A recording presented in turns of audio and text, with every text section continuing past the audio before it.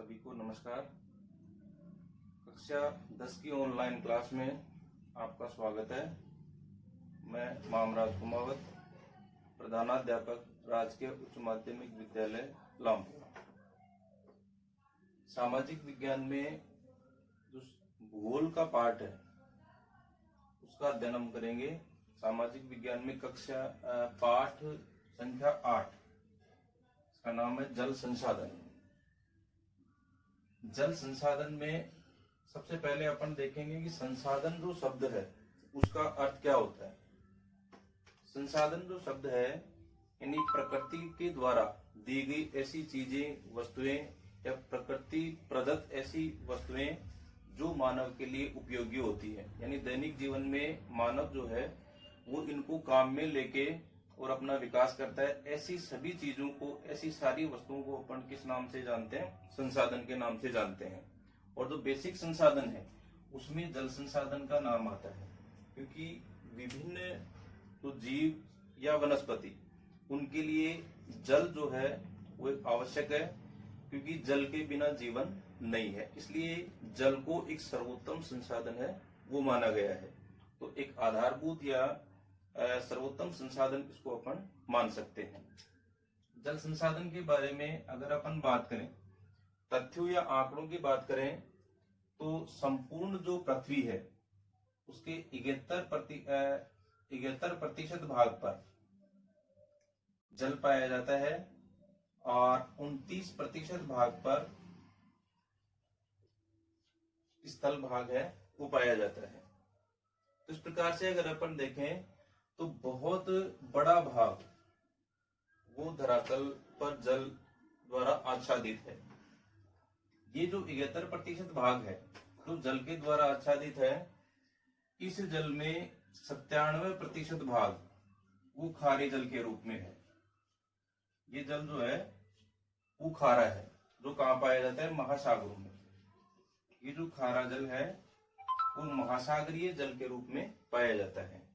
और 3% जो जलीय भाग है वो किस रूप में पाया जाता है? शुद्ध जल, या जिसको अपन कह सकते हैं मीठा जल। तो 3% जो भाग है वो मीठे जल के रूप में पाया जाता है। ये जो 3% मीठा जल है जिसका उपयोग मानव, वनस्पति और जीव जंतुओं के द्वारा किया जाता है, इस 3% भाग को अगर अपन 100 इकाई मान लें, ये जो 3% भाग है इसको अपन 100 इकाई मान लें, तो इस 3% शुद्ध जल में या मीठे जल में 69% जो है जल जो है वो हिमानी के रूप में, हिमानी या हिम आच्छादित जो भाग है उस रूप में पाया जाता है। 69% भाग है जो बर्फ के रूप में आच्छादित है, जैसे हिमटोपिया है या धरातल के ऐसे भाग जहां तापमान 0 डिग्री सेल्सियस से नीचे होता है, उन भागों में पानी जो है वो बर्फ के रूप में पाया जाता है। तो 69% जो भाग है वो हिमानी या हिमाच्छादन के रूप में है। इसके अलावा इसका 30% जो भाग है वो भूमिगत जल के रूप में है।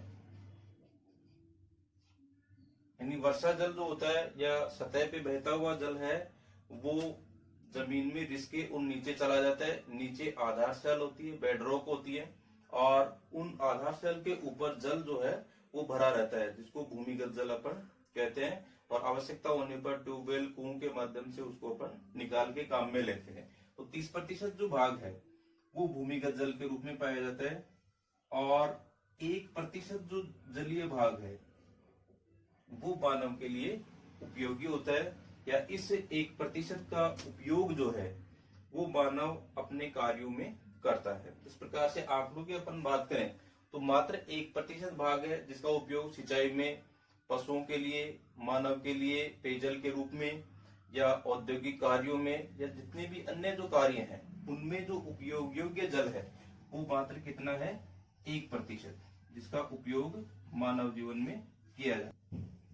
भारत की अगर अपन बात करें तो भारत में 1859 बिलियन क्यूबिक मीटर जल की उपलब्धता है। तो टोटल जो उपलब्धता है 1859 बिलियन ये उपलब्धता है। लेकिन वर्तमान में 1123 क्यूबिक बिलियन मीटर जल का उपयोग वर्तमान में किया जा रहा है। यानी काफी भाग ऐसा है जो उपयोग योग्य है लेकिन उसका उपयोग नहीं किया जा रहा है। इसमें पूर्वोत्तर भारत में जो हिमालय क्षेत्र है उस भाग में बहुत सारी संभावनाएं वर्तमान में मौजूद हैं जहां के जल का उपयोग किया जा सकता है।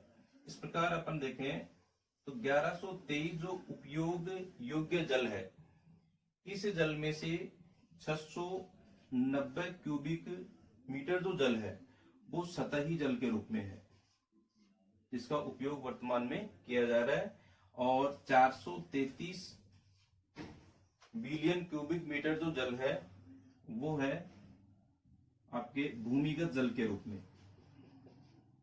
ये जल है भूमिगत जल के रूप में, तो इसका उपयोग भारत में जो है वो किया जा रहा है। इसके अलावा जैसे मान लो अपन बात करें तो भारत में सन 2000 में जल की जो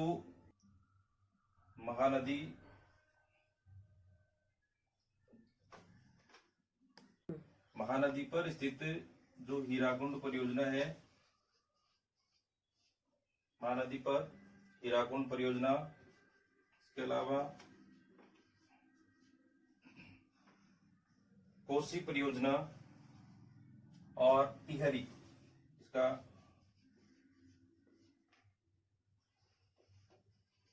टिहरी बांध परियोजना जो भागीरथी नदी पे स्थित है, कोसी नदी पे स्थित है। इस प्रकार से अगर अपन देखें तो ये जो कुछ बड़ी परियोजनाएं हैं जिनके ऊपर केंद्र सरकार का अधिकार है और केंद्र सरकार के द्वारा समस्त जो प्रबंधन कार्य है वो इनके किए जाते हैं। मल्टीपर्पज प्रोजेक्ट्स हैं और इनका मुख्य जो उद्देश्य है वो जो अतिरिक्त जल है, वर्षा का अतिरिक्त जल जो नदियों के द्वारा बह के समुद्र में चला जाता है उसका उचित प्रबंधन, उसको अधिक से अधिक काम में लेना, और साथ में वर्षा के समय जो बाढ़ की स्थिति बन जाती है, मृदा के अपरदन की स्थिति बन जाती है, भूमि बंजर या बेकार हो जाती है, रेवाइंस महाखंड वगैरह उनमें बन जाते हैं, तो उनके ऊपर भी इसका नियंत्रण किया जा सकता है। तो इस प्रकार से ये जो परियोजनाएं कुछ ऐसी हैं बड़ी परियोजनाएं जो केंद्र सरकार के अधीन है। इसके अलावा जैसे मान लो अपन बात करें कुछ ऐसी परियोजनाएं हैं जो राज्य सरकार के अधीन है। राज्य सरकार के अधीन परियोजनाओं में चंबल नदी घाटी परियोजना, चंबल नदी घाटी परियोजना राजस्थान और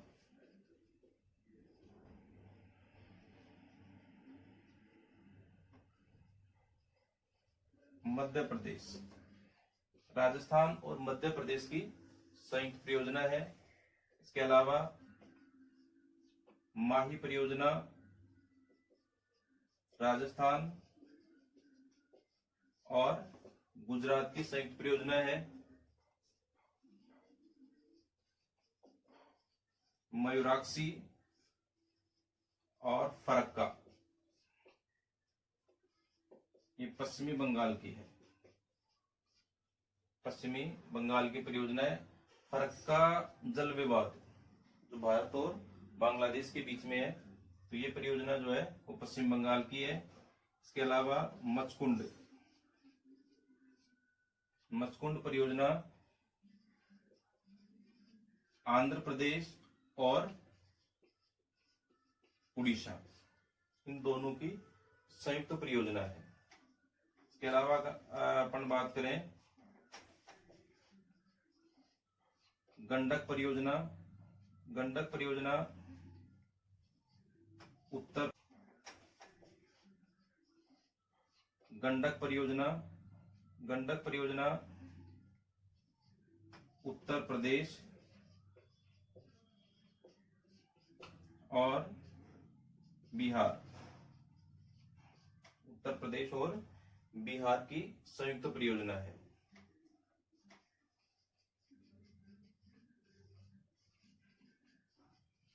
इसके अलावा नागार्जुन सागर, आंध्र प्रदेश की परियोजना है। इसके अलावा तुंगभद्रा जो कि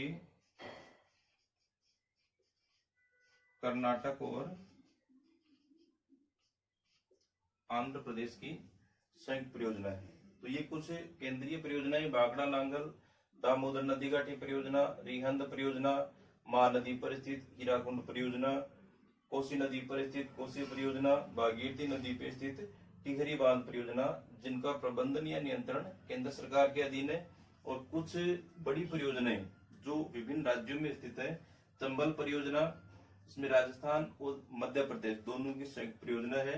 इसी प्रकार से माही परियोजना राजस्थान और गुजरात की संयुक्त परियोजना है। मयूराक्षी परियोजना, फरक्का दोनों जो है वो पश्चिम बंगाल की परियोजनाएं हैं। मचकुंड परियोजना आंध्र प्रदेश और उड़ीसा की परियोजनाएं हैं। गंडक परियोजना उत्तर प्रदेश और बिहार की संयुक्त परियोजना है। इसी प्रकार से नागार्जुन सागर परियोजना आंध्र प्रदेश की जो है राज्य की परियोजना है। तुंगभद्रा परियोजना कर्नाटक और आंध्र प्रदेश की संयुक्त परियोजना है। इसके अलावा एक मुख्य परियोजना है सरदार सरोवर। सरदार सरोवर परियोजना जो कि मध्य प्रदेश,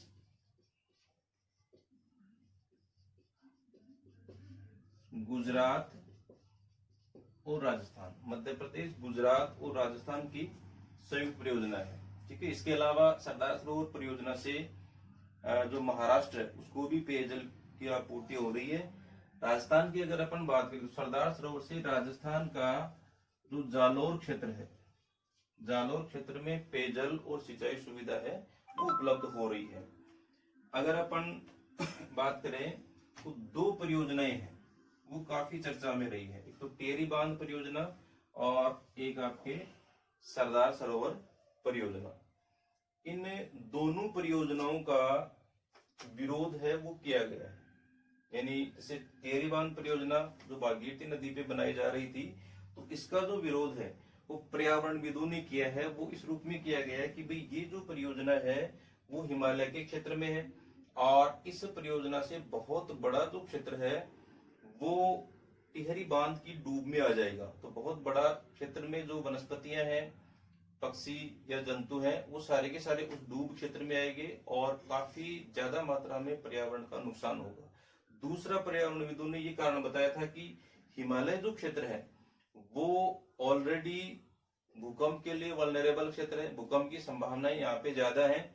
ऐसी स्थिति में अगर मान लो यहाँ पे बहुत बड़ा बांध बनाया जाएगा तो यहाँ पे भूकंप आने की संभावनाएं और ज्यादा हो जाएंगे। और भविष्य में अगर मान लो कभी भूकंप आता है और टिहरी बांध में भराव जो है वो इतना ज्यादा है कि ये बांध अगर टूटता है तो काफी क्षेत्र में जनधन की हानि होने की संभावना होगी। तो इस रूप में इसका विरोध जो है वो किया गया था। और विरोध करने वाले प्रमुख जो सामाजिक कार्यकर्ता नेता थे उनका नाम है सुंदरलाल बहुगुणा। टिहरी बांध का विरोध किया गया था सुंदरलाल बहुगुणा के नेतृत्व में। इसके अलावा अपन बात करें सरदार सरोवर परियोजना, इसके साथ में किसका नाम जुड़ा हुआ है? मेघा पाटकर। सरदार सरोवर परियोजना का जो विरोध है वो किया जा रहा है पुनर्वास के लिए, क्योंकि इसमें गुजरात का जो क्षेत्र है जो इसकी डूब में आ रहा है वह एक उपजाऊ क्षेत्र है जहां पे ये बांध बनाया जा रहा है।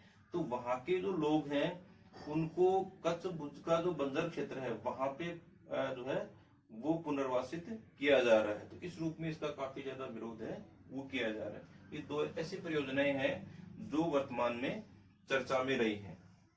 इसके बाद में जो प्रमुख परियोजनाएं हैं उनमें अपन बात करें